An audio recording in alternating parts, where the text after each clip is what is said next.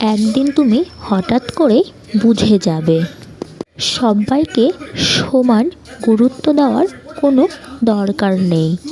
গুরুত্বটা দেওয়া উচিত শুধু তাকেই যে তোমাকে গুরুত্ব দেয়, তোমার সময়ের মূল্য বোঝে, যে তোমার উপস্থিতিকে প্রয়োজন মনে করে।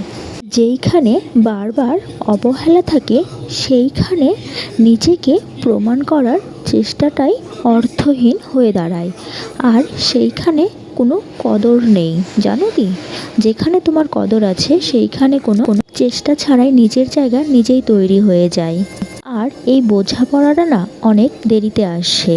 এই বোঝাপড়াটা না কিন্তু অন্যরকম, একবার এলে জীবনটা না অনেক হালকা হয়ে যায়। তখন তুমি ঠিক শিখে যাবে নিজের মূল্য নিজেকেই আগে দিতে হবে, তারপর অন্য কাউকে। আগে নিজের মূল্য বোঝো, তারপরে অন্যের মূল্য বুঝতে শেখো।